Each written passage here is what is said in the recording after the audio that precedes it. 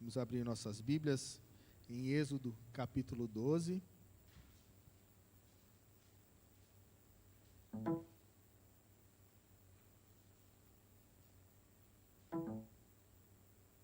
Nós vamos fazer a leitura dos versículos 1 até o versículo 13 e depois do 21 ao 27.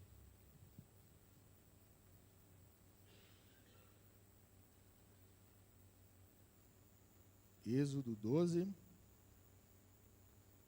1 a 13, diz assim: Disse o Senhor a Moisés e a Arão na terra do Egito: Este mês vos será o principal dos meses, será o primeiro mês do ano. Falai a toda a congregação de Israel, dizendo: Aos 10 deste mês, cada um tomará para si um cordeiro, segundo a casa dos pais, um cordeiro para cada família. Mas se a família for pequena, para um cordeiro, então convidará ele o seu vizinho mais próximo, conforme o número das almas, conforme o que cada um puder comer. Por aí calculareis quantos bastem para o cordeiro. O cordeiro será sem defeito, macho de 1 ano. Podereis tomar um cordeiro ou um cabrito, e o guardareis até o 14º dia deste mês. E todo o ajuntamento da congregação de Israel o imolará no crepúsculo da tarde. Tomarão do sangue e o porão em ambas as ombreiras e na verga da porta, nas casas em que os comerem. Naquela noite comerão a carne assada no fogo, com pães asmos e ervas amargas a comerão. Não comereis do animal nada cru, nem cozido em água, porém assado ao fogo, a cabeça, as pernas e a fressura. Nada deixareis dele até pela manhã. O que, porém, ficar até pela manhã, queimá-lo-eis. Desta maneira o comereis, lombos cingidos, sandálias nos pés e cajado na mão. Comê-lo-eis à pressa, é a Páscoa do Senhor. Porque naquela noite passarei pela terra do Egito, e ferirei na terra do Egito todos os primogênitos, desde os homens até os animais. Executarei juízo sobre todos os deuses do Egito. Eu sou o Senhor. O sangue vos será por sinal nas casas em que estiverdes. Quando eu vir o sangue, passarei por cima de vós, e não haverá entre vós praga destruidora, quando eu ferir a terra do Egito. Agora versículo 21 a 27. Chamou, pois, Moisés todos os anciãos de Israel e lhe disse: Escolhei e tomai cordeiro segundo as vossas famílias e imolai a Páscoa. Tomai um molho de sopo e molhai-o no sangue que estiver na bacia, e marcai a verga da porta e as suas ombreiras com o sangue que estiver na bacia. Nenhum de vós saia da porta da sua casa até pela manhã, porque o Senhor passará para ferir os egípcios. Quando vir, porém, o sangue na verga da porta e em ambas as ombreiras, passará o Senhor naquela porta e não permitirá ao destruidor que entre em vossas casas para vos ferir. Guardai, pois, isto por estatuto para vós outros e para vossos filhos para sempre. E uma vez dentro da terra que o Senhor vos dará, como tem dito, observai este rito. Quando vossos filhos vos perguntarem: que rito é este? Respondereis: é o sacrifício da Páscoa ao Senhor, que passou por cima das casas dos filhos de Israel no Egito, quando feriu os egípcios e livrou as nossas casas. Então o povo se inclinou e adorou. Até aí. Vamos orar. Senhor Deus, mais uma vez, estamos diante da Tua palavra, Pai, desejosos para aprender mais do Senhor, para sermos, ó Deus, tocados, impactados pelo poder restaurador e transformador do Senhor, ó Deus, através da Tua palavra. Por isso, ó Deus, abra nossa mente, nosso coração para entendermos o que o Senhor tem preparado para nós. Que o Senhor nos capacite a transmitir a Tua mensagem, ó Pai, e que possamos sair daqui diferente de como entramos, transformados e confiantes no Senhor, em nome de Jesus. Amém. Muito bem, queridos, já está aí o slide. Hoje nós vamos iniciar uma nova série de pregações. A princípio, a ideia é termos 6 pregações sobre esse tema. O tema escolhido é Sombras da Graça, o Antigo Testamento revelando o Cristo. Por que eu pensei nesta série? Há alguns dias atrás, tenho percebido algumas pessoas comentando sobre diferenças entre Antigo Testamento e Novo Testamento. Talvez você tenha até visto um vídeo sobre uma determinada igreja que dizia que nesta igreja não se lê Antigo Testamento, porque só se deve ler Novo Testamento, que é onde se fala de Jesus. Mas será que isso é verdade? Será que o Antigo Testamento, ele não aponta a Jesus para nós? Porque quando nós olhamos para o Antigo Testamento, e esse é o nosso intuito aqui, é olhar para o Antigo Testamento e ver como a palavra de Deus é uma revelação progressiva da obra maravilhosa que Deus tem preparado para o seu povo. E ele vai revelando de pouco em pouco, tendo o seu ápice da revelação em Jesus Cristo, na vida de Jesus Cristo, na morte de Jesus e na ressurreição. E essa história não para por aí, essa história continua, agora com cada um de nós envolvidos nessa história, cada um de nós engajados nesta narrativa, nessa nova narração e caminhando para algo muito maior do que nós podemos imaginar, que é viver face a face com o nosso Deus. E o Antigo Testamento, ele vem apontando, mas muitas e muitas vezes, para Jesus Cristo. Hoje, na sala da escola dominical com os jovens, a Camila estava falando sobre um dos tipos de Jesus no Antigo Testamento. Isso está em Números, se eu não me engano, capítulo 21, quando o povo do Egito estava já liberto do Egito, o povo hebreu estava liberto do Egito, e estava caminhando em direção à terra prometida, e ali, por causa da desobediência daquele povo, eles começam a ser picados por cobras. Vocês lembram dessa passagem? Poucos se lembravam na sala, porque é uma passagem que não se fala muito, mas essas pessoas estavam sendo picadas por cobras, por serpentes, e morrendo por causa disso. Então Deus falou para Moisés fazer uma serpente de bronze, colocar na ponta de uma vara, de um altar, e onde as pessoas fossem picadas e elas olhassem para aquela serpente que foi feita agora por intermédio de Moisés, por ordem de Deus, aquelas pessoas olhavam para aquela serpente e eram curadas, elas não morriam, o veneno não fazia mais efeito na vida delas. E o próprio João, quando vai escrevendo a carta, ele fala sobre isso, Jesus Cristo fala sobre isso, que ele é como aquela serpente que foi levantada no Egito, e agora ele estava ali também, para curar as pessoas, para curar aqueles que estavam a caminho da morte. Muito lindo quando nós olhamos isso. E a palavra de Deus tem muitos e muitos relatos sobre Cristo trazendo no Antigo Testamento. E hoje esse texto que nós lemos, ele fala sobre isso. Ele nos ensina sobre o que Deus estava para fazer através de Jesus e como ele fez de uma maneira muito significativa e maravilhosa lá no Antigo Testamento, principalmente com o povo hebreu. O texto que nós lemos então é o texto que aponta para Jesus e para essa libertação do povo. Eles estavam a ponto de presenciar, de vislumbrar a 10ª praga. Esse povo, o povo de Deus, o povo hebreu, chegou lá no Egito, na época em que José, filho de Jacó, depois que teve o seu nome mudado para Israel, quando José chega naquele lugar, vendido como escravo, e agora ele, depois de passar por tantas situações, se torna o governador do Egito. Abaixo de Faraó só tem José. E José, então, está no comando de todas as coisas, a terra passando por fome, o Egito tinha prosperado, e ele estava, então, suprindo as necessidades de todas as outras terras. E, em meio a tudo isso, tem a reconciliação entre os irmãos de José. Ele traz os seus irmãos para morar ali no Egito, junto com seu pai, e ali o povo vai vivendo. E esse povo começa a crescer. e José morre, e vem outro faraó, e o povo vai crescendo cada vez mais, a ponto de a palavra de Deus dizer que chegou um tempo onde os hebreus tinham crescido de maneira tão grande, que o faraó, que já não conhecia José, se preocupou, e por isso ele começou a escravizar o povo hebreu.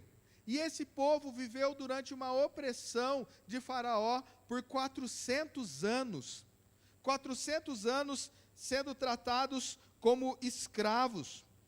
Agora, queridos, pense no sofrimento que essas pessoas estavam passando. Pense na opressão que eles viveram.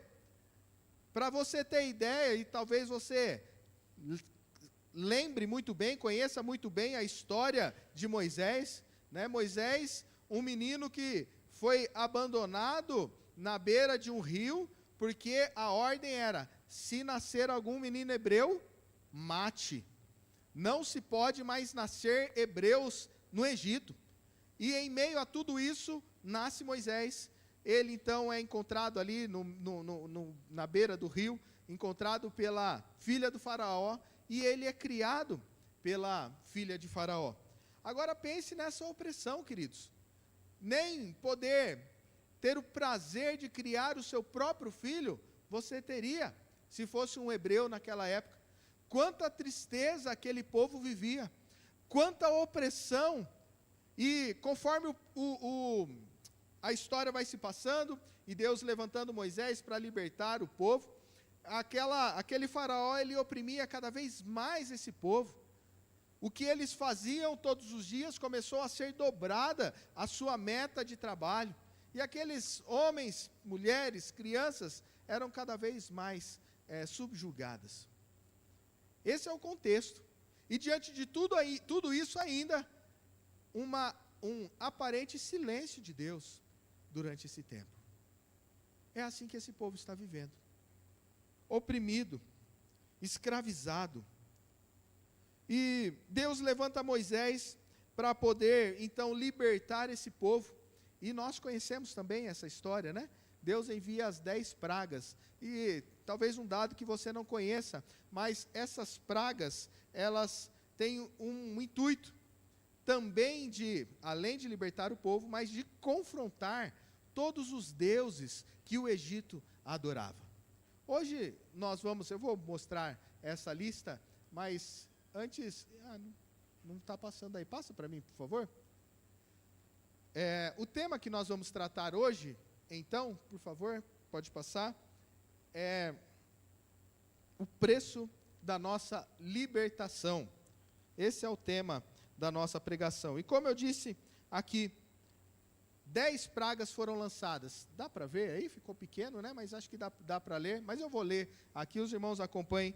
A primeira praga, águas que se tornam sangue. E isso acontece para confrontar 2 deuses que eles adoravam. O deus Hapi, que era o deus do Nilo, e o deus Num, deus protetor das águas. Esses deuses não puderam conter as águas se transformando em sangue. Segunda praga, a praga de Ram. Eles adoravam uma deusa da fertilidade, chamada Hegt. E esta deusa da fertilidade tinha corpo humano e cabeça de rã, uma cabeça de sapo. E para confrontar esta deusa, então acontece ali a praga das rãs. Terceira praga, praga dos piolhos. Deus, para confrontar o deus Geb, deus da terra, deus do pó. Quarta praga, praga das moscas, confronta o deus Kepri, deus da ressurreição, restaurador, representado por um escaravelho ou por outros insetos. E agora eles sofrendo com insetos ali, praga de moscas. Quinta praga, peste nos animais. Eles adoravam 2 deuses, um que se chamava Ator e a outra se chamava Apis, o deus touro e a deusa vaca. Não puderam conter as pragas nos touros e nas vacas ali no Egito. Sexta praga, praga das úlceras. As pessoas ficaram cobertas de úlceras, confrontando 2 deuses daquela época, Sekhmet, que era a deusa da guerra e da cura, e Imhotep, o deus associado à medicina. Nenhuma medicina pôde prever ou curar aquelas úlceras. Nenhum deus pôde fazer isso. 7ª praga, chuva de pedras.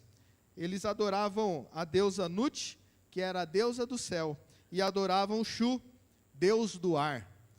Nenhum deles puderam conter a chuva de pedras que teve ali naquele lugar. 8ª praga, praga dos gafanhotos. Eles adoravam o deus Sete, o Sete, deus da tempestade e do caos. Não sei se você vai se lembrar, mas os gafanhotos chegam de acordo com um vento que vem, e aqueles gafanhotos vêm chegando. O vento do caos que traz aqueles gafanhotos. Esse Deus aqui não pôde conter, não pôde trazer nada de bom para aquelas pessoas. 9ª praga, as trevas, para confrontar o Deus Ra, o Deus Sol, confrontar Horus, a deusa, o Deus da luz e do céu. Eles não puderam mandar sol, porque Deus fechou o sol, Deus tapou o sol, ficaram em trevas. E a 10ª praga, que foi a morte de todo primogênito. O faraó, ele era adorado como um deus naquele lugar. O faraó, ele era tido como o Deus protetor de todo o Egito. O Deus protetor de todo o Egito não pôde proteger o Egito quando Deus passou. Quando Deus feriu todo o primogênito, tanto dos animais quanto dos humanos que não faziam parte do povo de Deus. Deus, ele usa dessas pragas para poder libertar o seu povo. E o seu povo passou ileso. O seu povo não experimentou dessas pragas. A porção que lemos fala da instrução que eles deveriam seguir, para não serem pegos pelo anjo que passaria sobre o Egito. Toda a casa que tivesse marcada com o sangue do cordeiro que eles iriam matar e comer ali, todo lugar que tivesse aquela marca, o anjo não passaria ali, não mataria nenhum dos primogênitos. Queridos, nos dias de hoje, nós vivemos num mundo escravizado. Vivemos num mundo que vive outro tipo de escravidão.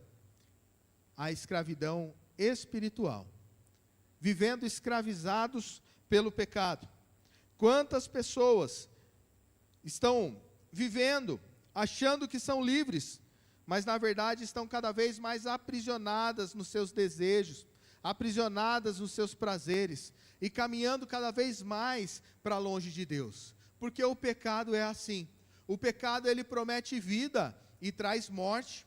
O pecado, ele promete liberdade e aprisiona, traz algemas. O pecado, ele promete bênção e traz maldição. E muitas pessoas vão vivendo assim.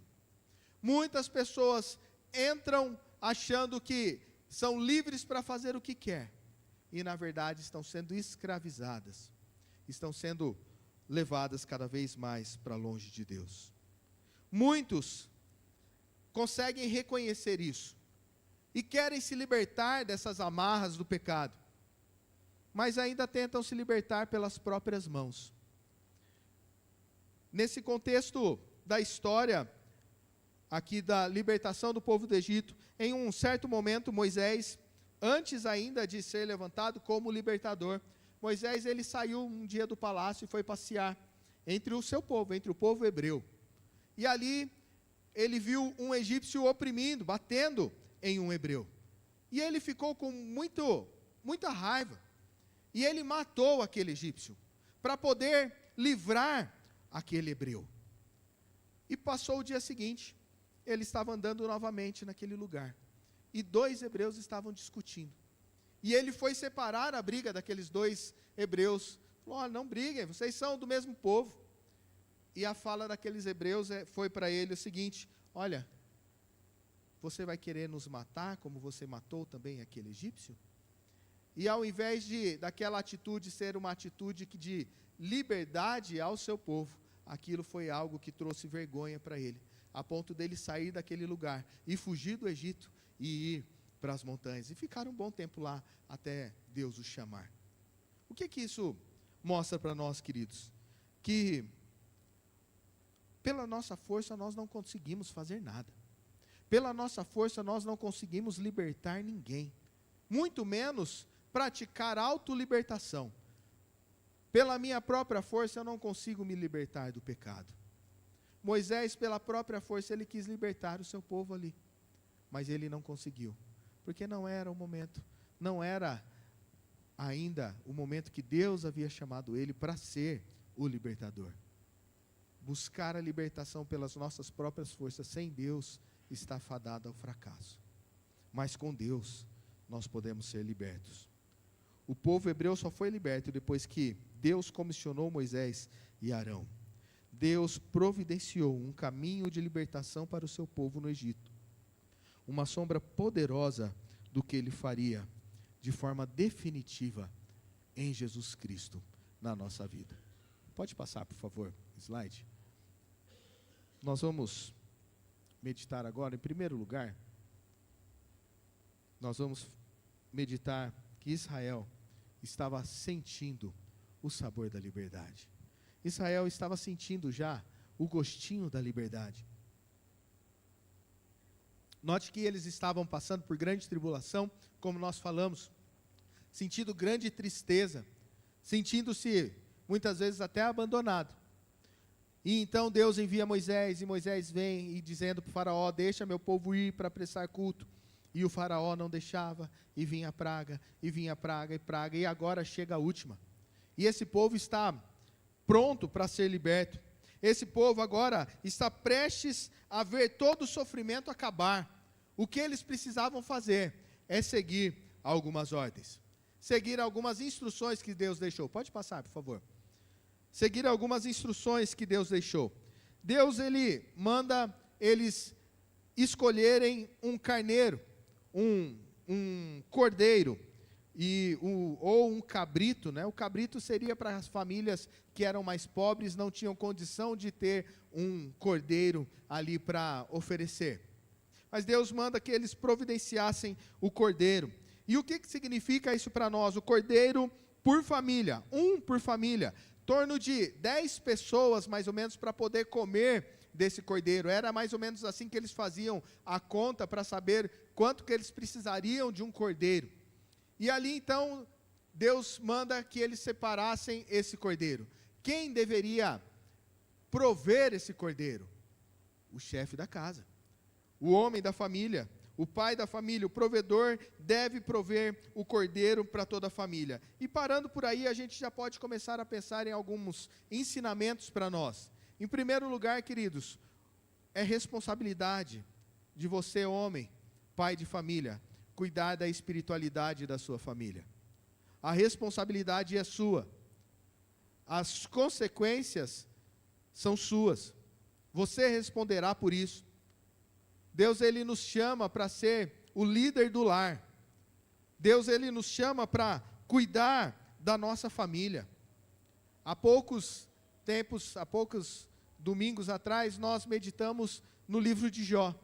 Quando Jó, depois que seus filhos e filhas passavam alguns dias comendo na casa de um ou de outro ali, entre a sua própria família, Jó chamava os seus filhos, acordava de madrugada, oferecia sacrifício a Deus, para que, caso algum dos seus filhos tivesse pecado contra o Senhor perdoasse os pecados dos seus filhos.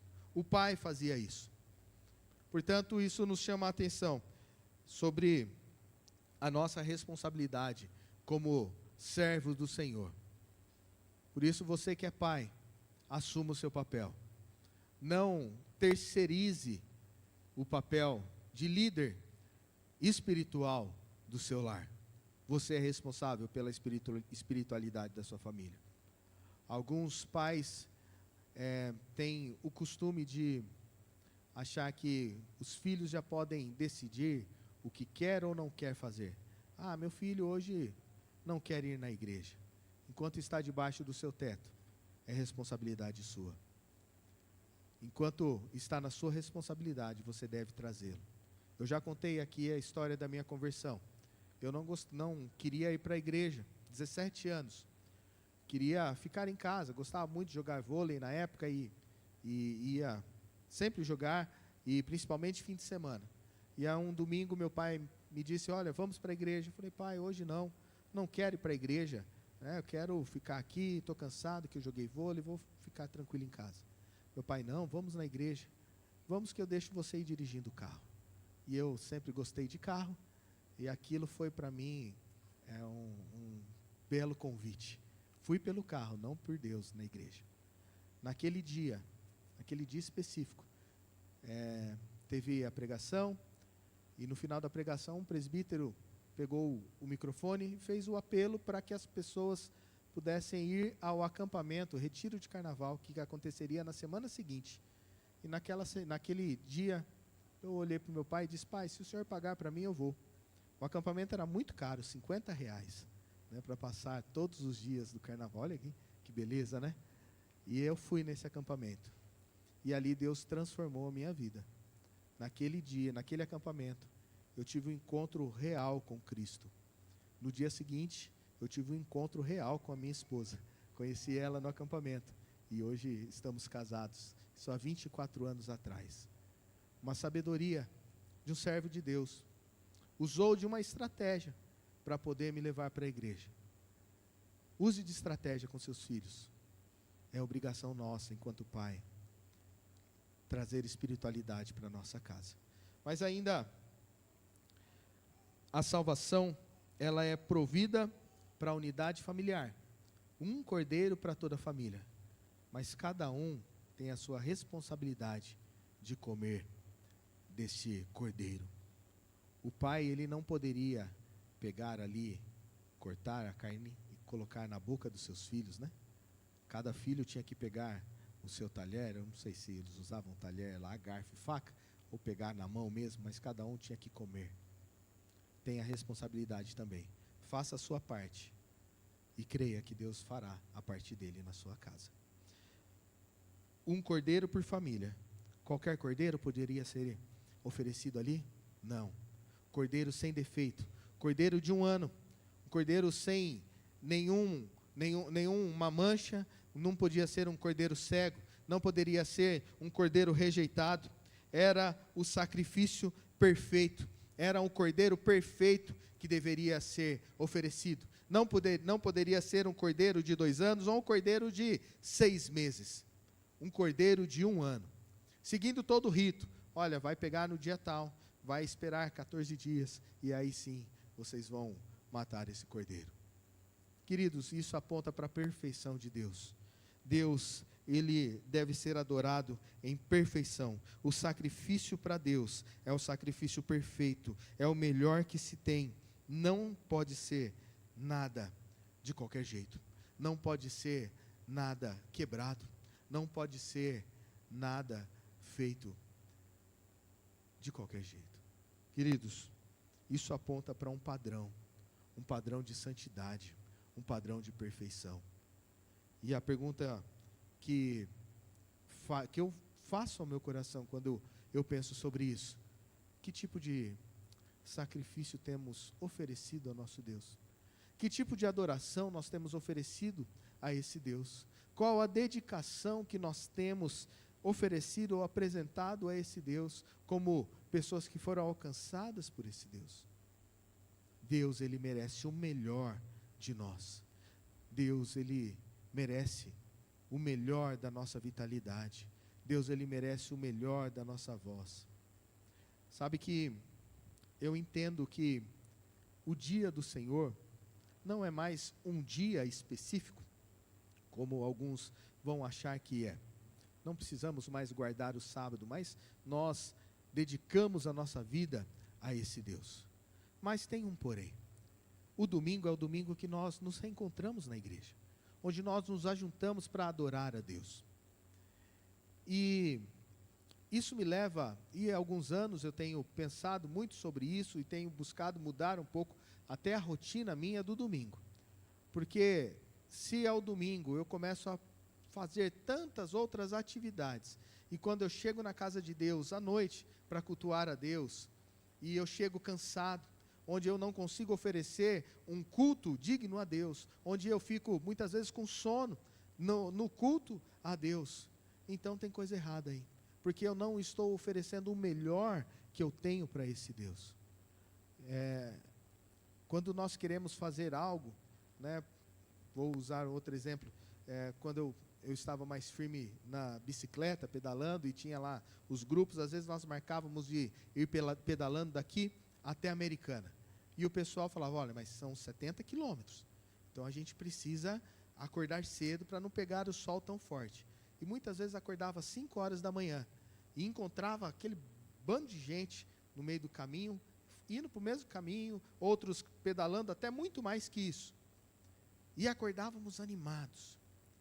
Mas quando nós falamos sobre acordar cedo para vir para a casa de Deus, muitas vezes chegamos desanimados. Muitas vezes queremos oferecer pouco a esse Deus. Esse texto nos fala, nos mostra sobre a perfeição que Deus quer de nós, sobre a santidade, sobre o que temos oferecido a Deus. Portanto, cuidado com o que você faz também no domingo, porque chegar aqui sem vitalidade para adorar a Deus, não estamos oferecendo o melhor que nós temos para esse Deus. Mas ainda, além da provisão do cordeiro, fala sobre a aplicação do sangue desse cordeiro. O versículo 6 vai nos dizer que todo o ajuntamento da congregação deveria matar o cordeiro. Aponta para uma responsabilidade comunitária e individual. Comunitária porque todo o povo precisava fazer isso, e individual porque cada família que fazia parte desse povo precisava então sacrificar ou matar esse cordeiro para ser consumido ali. Queridos, nós somos igreja quando estamos reunidos. Nós somos igreja, somos povo de Deus, e não importa o lugar onde a gente esteja, se estamos reunidos, somos igreja do Senhor. E a igreja tem algumas obrigações. A igreja tem a obrigação de cultuar a Deus como igreja, proclamar as bênçãos de Deus como igreja. E é o que nós estamos fazendo aqui hoje. Todo domingo, quando nós nos reunimos neste lugar, que essas portas são destrancadas, que as luzes são acesas e pessoas chegam aqui, nós estamos fazendo isso, adorando a Deus e proclamando que existe um Deus e existe solução para esse mundo que nós vivemos, que existe uma vida diante de tanta escravidão que nós vemos por aí. Esse é o nosso papel como igreja. Mas ainda, queridos, nós não podemos nos esquecer da nossa responsabilidade individual, porque nós não estamos aqui todos os dias da semana. Nós temos a nossa vida, o dia a dia. Daqui a pouco as luzes se apagam, as portas se trancam, o portão tem um cadeado lá e nós vamos para a nossa casa. E o que nós faremos ali então? Amanhã muitos vão se levantar e ir trabalhar, vão para os seus empregos. O que nós devemos fazer então? Temos obrigações, como povo de Deus, agora na individualidade. Ser sal e luz nesse mundo. Ser pessoas que testificam desse Deus com o nosso viver, com a nossa vida. E também pessoas que testificam através da palavra, falando das maravilhas de Deus. Somos chamados para obedecer a Deus, para viver uma vida de santidade, diante do mundo que nós estamos. Somos chamados para obedecer a esse Deus. Esse povo não tinha outra opção. Eles tinham que obedecer a Deus. Ou obedeciam a Deus e pegavam o sangue, passavam no portal da porta ali, né, no batente da porta, ou teriam o seu primogênito levado, ceifado, a vida do seu primogênito ceifada. A obediência a Deus é ordem, é crucial, e nós precisamos ser obedientes a esse Deus. Mas ainda, o sangue nos batentes, na verga e nas ombreiras da porta, o sangue, ele não era para ser visto do lado de dentro da casa. Esse sangue era passado do lado de fora da casa, era um sinal de fé obediente a Deus. Aquelas pessoas pegaram um isopo é um tipo de arbusto, e pegaram, molharam aquilo no sangue desse cordeiro e passaram em volta da porta, e entraram para dentro das suas casas, fecharam a porta. E agora aguardaram. Aguardaram a passagem do anjo do Senhor, na fé de que tudo que foi dito iria acontecer. Eles não estavam vendo o sangue ali por dentro, mas estavam confiantes que aquele sangue faria com que o anjo passasse por cima. Isso aponta para a nossa responsabilidade de demonstrar a fé também dentro de casa. Ser crente dentro da igreja é fácil, fora da igreja é mais difícil, né? Os nossos familiares sabem muito bem como nós vivemos a nossa vida. Ninguém vai nos conhecer melhor do que aqueles que moram conosco. E qual tem sido o testemunho que nós temos dado dentro de casa? Qual tem sido a palavra que nós temos oferecido dentro da nossa casa? Ainda, os versículos 8 a 11, fala sobre a cerimônia da refeição. Eles precisavam oferecer esse cordeiro, e eles comeriam esse cordeiro com pães asmos. Sabe o que é pães asmos? Pão sem fermento, e com ervas amargas. O pão sem fermento simboliza a pureza, a ausência do fermento. Jesus Cristo usa essa expressão para falar sobre a hipocrisia dos fariseus. Ele fala sobre o fermento dos fariseus. Depois Paulo vai falar para nós o seguinte, lá em 1 Coríntios 5, 6b e 7a. Não sabeis que um pouco de fermento leveda a massa toda? Lançai fora o velho fermento, para que sejais nova massa, como sois de fato sem fermento. Você que já fez aí um pão, né, quando você faz toda a massa lá, e se você não colocar um pouquinho de fermento, a massa não vai crescer. Mas quando você coloca um pouquinho de fermento, antes ainda de colocar no forno, você deixa lá esperando um pouquinho aquela massa, né? Aquela massa que era pequenininha, que você deixou dentro de um potinho, na hora que você tira um pano de lá de cima, já está grande. O pecado é assim também na nossa vida, como o fermento, porque ele contamina a nossa vida. Todos nós nascemos em pecado. Todos nós fomos contaminados com esse pecado. E se nós não reconhecermos isso, não buscarmos a esse Deus, cada vez mais esse pecado vai fazendo com que nós vamos nos enchendo mais, vamos nos inflando mais, vamos sendo contaminados cada vez mais.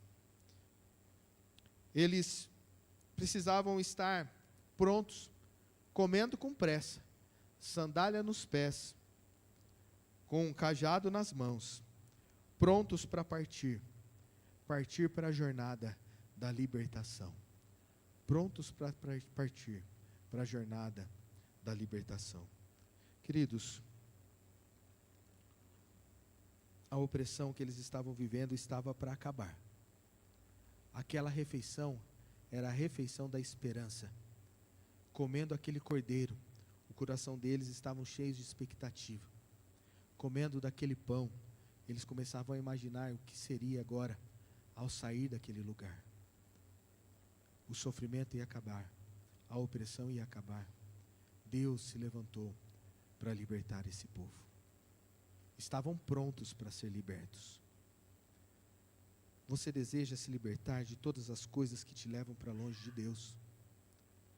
Quantas pessoas começam a pensar sobre seus pecados, sobre a vida que tem vivido, que muitas vezes tem levado para longe de Deus, mas não estão dispostas a se aprontar para sair desta escravidão. Vão achando isso normal, vão vivendo como se não houvesse solução, como se aqueles pecados que já nos acostumamos fossem coisas que já não têm mais importância. Começamos a achar que esses pecados são até aceitáveis, como nós temos estudado aqui às quartas-feiras. Mas não é. Esteja pronto para se libertar da escravidão. Esse povo estava pronto para se libertar da escravidão. Diante do poder de Deus, diante da obediência do povo, Deus moveu toda a natureza e usou o seu poder para libertar o seu povo. Deus mostrou que através do sangue do Cordeiro, as famílias seriam poupadas da morte. E agora, nós começamos a ver que aquela sombra se torna realidade agora. Pode passar, por favor. Aquela sombra se torna realidade agora. Talvez você possa se perguntar, mas o que isso tem a ver? Milhares e milhares de anos já se passaram, e o que isso tem a ver conosco? Tem tudo a ver. Pode passar mais um, por favor. Aquela cerimônia era uma sombra projetada de Jesus Cristo. Quando nós olhamos para tudo que estava acontecendo, olhamos para aquele cordeiro que seria morto, nós podemos ver que Jesus Cristo é o cordeiro sem defeito e sem mácula. Pedro vai nos falar sobre isso. Em 1 Pedro 1, 18 a 21, diz assim: sabendo que não foi mediante a coisas corruptíveis como prata ou ouro que fostes resgatados do vosso fútil procedimento que vossos pais vos legaram, mas pelo precioso sangue, como de cordeiro, sem defeito e sem mácula, o sangue de Cristo, conhecido com efeito antes da fundação do mundo, porém manifestado no fim dos tempos, por amor de vós que por meio dele tendes fé em Deus, o qual o ressuscitou dentre os mortos e lhe deu glória, de sorte que a vossa fé e esperança estejam em Deus. Jesus foi o sacrifício perfeito, queridos, o sacrifício que anula o peso do pecado em nossas vidas. Jesus Cristo, ele viveu sem pecado. João 8,46 vai nos dizer que Pilatos diz que não achou nele crime algum. Jesus foi a oferta perfeita em nosso lugar, o cordeiro perfeito para nos limpar. Pode passar. O sangue de Jesus foi derramado e foi aplicado em nossas vidas. Assim como o cordeiro precisou ser morto, Jesus Cristo também morreu por nós. 1 Coríntios 5, 7, pois também Cristo, nosso cordeiro pascal, foi imolado. Assim como o sangue precisava ser aplicado na porta, o sangue de Cristo precisa ser aplicado pela fé nas nossas vidas. Não adianta, queridos, saber intelectualmente, olhar e falar, olha, eu sei que existe um Deus, eu até acredito que esse Jesus Cristo viveu entre nós, eu até entendo que esse Jesus Cristo foi alguém que fez grandes coisas por aí, mas eu ainda não quero me render a Ele, eu ainda não quero me relacionar com Ele, eu até gosto da história dele, mas não estou disposto a assumir as responsabilidades de seguir a Ele. Não adianta saber intelectualmente. Quantas e quantas pessoas têm vivido uma vida de flertar com Deus, mas não de experimentar do poder desse Deus, de achar que Jesus Cristo está em sua vida, mas de fato não experimentou ser lavado pelo sangue do Cordeiro. Não está disposto a abrir mão das suas vontades para fazer a vontade daquele que abriu mão da própria vida para nos lavar, para nos perdoar, para nos redimir, para nos dar vida. A Páscoa, ela foi o início da jornada para Canaã. E da mesma forma, Cristo, Ele nos salvou para nós chegarmos no céu, para nós vivermos uma vida com Ele. Mas durante esta ida para lá, nós podemos viver uma vida de liberdade, uma vida de serviço, uma vida de comunhão com esse Deus. Nós somos chamados a sair do Egito hoje. Nós somos chamados a viver uma vida que luta contra o pecado. Somos chamados a deixar a escravidão do pecado para viver uma vida que de fato agrada a esse Deus. Romanos 8:1 vai nos dizer: Se, pois, o Filho vos libertar, verdadeiramente sereis livres. Isso é João 8,36. Romanos 8,1 diz: agora, pois, já nenhuma condenação há para os que estão em Cristo Jesus. Aqueles que aplicam o sangue do Cordeiro em suas vidas, aqueles que reconhecem Jesus como Senhor e Salvador das suas vidas, aqueles que entregam, de fato, o trono do seu coração a esse Jesus, agora não é mais dominado pelo pecado. A morte não tem mais poder. Nenhuma condenação há para nós. Não somos merecedores disso. Não podemos fazer nada para alcançar a salvação. Não podemos fazer nada para acabar com a luta do pecado, para acabar com a escravidão do pecado. Pelas nossas forças não podemos fazer. Mas Jesus Cristo pode. O que isso significa para nós, então? Pode passar. O que isso significa para nós? Aplicação para isso, hoje na nossa vida. Para aqueles que ainda não se entregaram a Jesus, não têm vivido uma vida de servidão a esse Deus, de submissão a esse Deus. A pergunta é: você está ainda no Egito? Você está ainda sendo escravizado e querendo continuar neste lugar? Você talvez está tentando se libertar pelos seus próprios esforços? Saiba que pelo próprio esforço não tem como. A sentença de juízo está sobre toda a humanidade. Todos nós somos pecadores. Todos nós merecemos a morte eterna.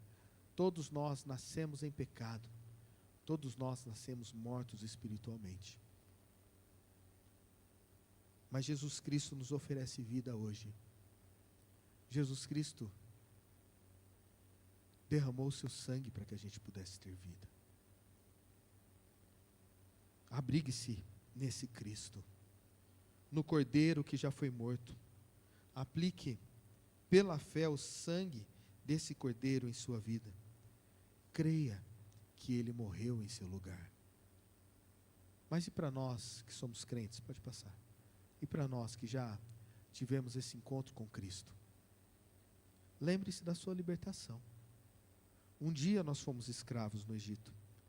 Um dia nós fomos escravos do pecado. Um dia fomos dominados pela força maligna. Estávamos mortos nos nossos delitos e pecados. Assim como os israelitas deveriam celebrar a Páscoa todos os anos a partir de agora, lembrando da passagem do anjo sobre o Egito, nós podemos celebrar a vida que temos em Cristo. E celebramos isso quando nós participamos da ceia do Senhor. Hoje nós participamos de manhã aqui da ceia. Podemos relembrar que Jesus Cristo, o pão vivo, se entregou por nós, verteu o seu sangue naquela cruz, o sangue da nova aliança nele, e agora fomos libertos. Portanto, viva com gratidão, também viva em santidade. 1 Coríntios 5,8 vai nos dizer o seguinte: celebremos a festa, não com o velho fermento, nem com o fermento da maldade ou da malícia, e sim com os asmos da sinceridade e da verdade. Santidade, queridos. Busque uma vida reta diante do Senhor. Cada vez que você for confrontado pela palavra de Deus, esteja disposto a mudar. Esteja disposto a viver uma vida diferente. E proclame a sua história. Os versículos 26 e 27 que nós lemos de Êxodo, diz assim: quando vossos filhos nos perguntarem, que rito é este? Respondereis, é o sacrifício da Páscoa ao Senhor, que passou por cima das casas dos filhos de Israel no Egito, quando feriu os egípcios e livrou as nossas casas. Então o povo se inclinou e adorou. Quando você, pai, mãe, estiver adorando a Deus, proclame e mostre para os seus filhos a necessidade de também fazer isso. O primeiro campo missionário é a nossa casa. pregue desse Deus dentro de casa. Mas não pare por aí. Continue falando aos seus vizinhos, seus familiares, seu bairro, sua cidade, seu trabalho, aonde você estiver. Proclame a história da redenção, da salvação, porque essa história transformou a nossa história. Ela agora faz parte de nós. Nós fazemos parte dessa história. Eu convido a equipe de cânticos que vem à frente. Lá no encontro que nós fomos nesse fim de semana, foi ministrado uma música que nós cantávamos sempre e com o passar do tempo nós vamos esquecendo. A música que se chama Nada Além do Sangue. Eu convido você a se colocar de pé, cantar essa música que expressa o que nós falamos aqui.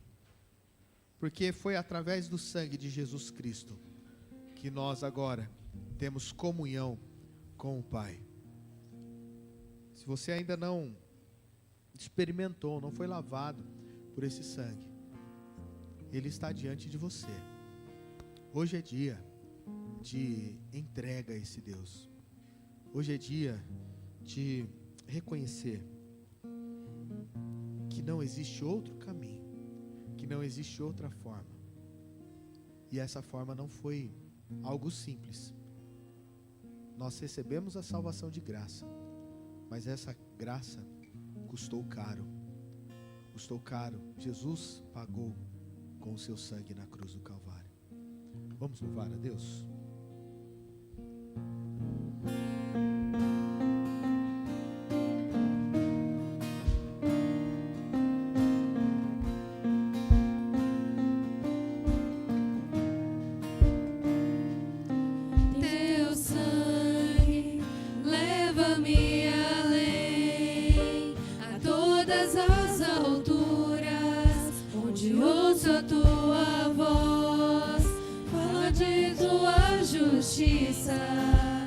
Pela minha vida, Jesus, este é o teu sangue.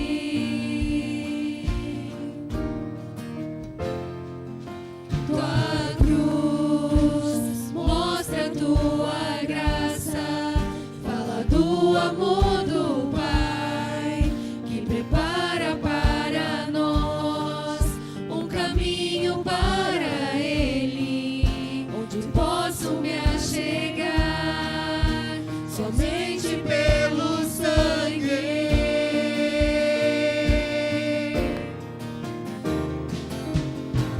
Que nos lava dos pecados,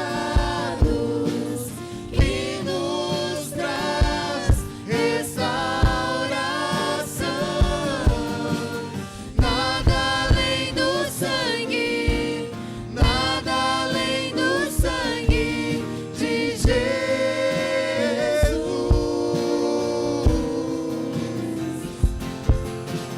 que nos faz brancos como a neve, aceitos como amigos de Deus.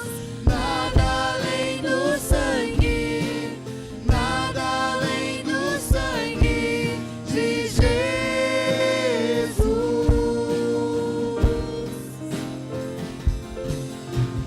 Eu sou livre, eu sou livre. Nada além do sangue, nada além do sangue de Jesus.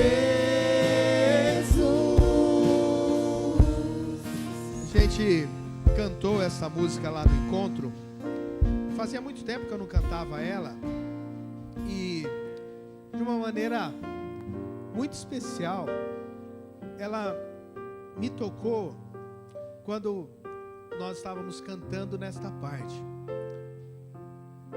Nós estávamos ali em torno de 1000 pessoas cantando. Imagina que coisa maravilhosa. e todo mundo cantando, eu sou livre. E foi passando na minha mente, o que significa isso? Eu sou livre. Eu sou livre para não pecar mais. Eu sou livre para lutar contra esses pecados que assolam minha vida. Eu sou livre para dizer não para as ofertas que o inimigo tem colocado diante de mim. Eu sou livre para poder adorar a esse Deus. O sangue desse Senhor me lavou, me justificou. E isso faz toda a diferença na nossa vida. Portanto, eu convido você mais uma vez a declarar isso com toda a sua força, com toda a sua voz, entendendo que somos livres, não pelo que eu faço, não pelo que você faz, mas pelo que Jesus Cristo fez por nós, naquela cruz do Calvário. Vamos declarar isso mais uma vez? Eu sou livre. Eu sou livre.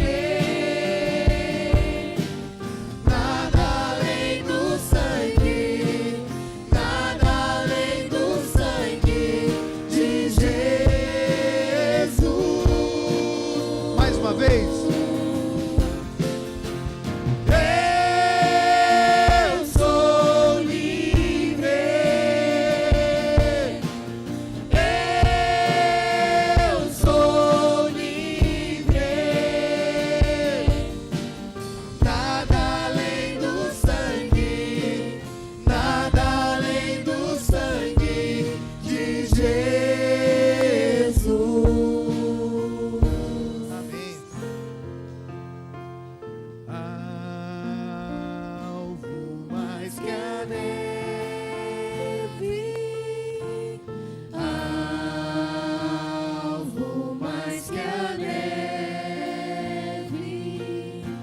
Sim, neste sangue lavado, mais alvo que a neve serei. Amém, amém. Baixe sua cabeça. Se você desejar vir aqui à frente, eu vou orar com você. Se você tem se sentido escravizado por alguma coisa, vem aqui, nós vamos orar juntos, clamando pelo sangue desse Jesus Cristo, o sangue do Cordeiro que nos lava, que nos liberta e nos purifica. Se você quiser, vem à frente e nós vamos orar nesse momento.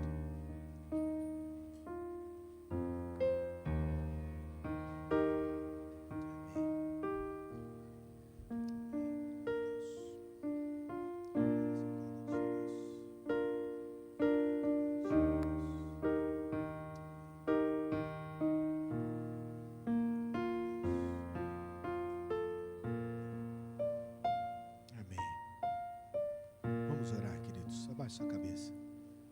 Ó Deus, nosso coração se enche de alegria, Pai, porque nós não podemos nem imaginar, ó Pai querido, a dor que o Senhor Jesus passou naquela cruz por nós. Muito pior do que a dor que Jesus experimentou naquela cruz foi ter que carregar nos próprios ombros os meus pecados e os pecados dos meus irmãos, os pecados do mundo todo em seus ombros.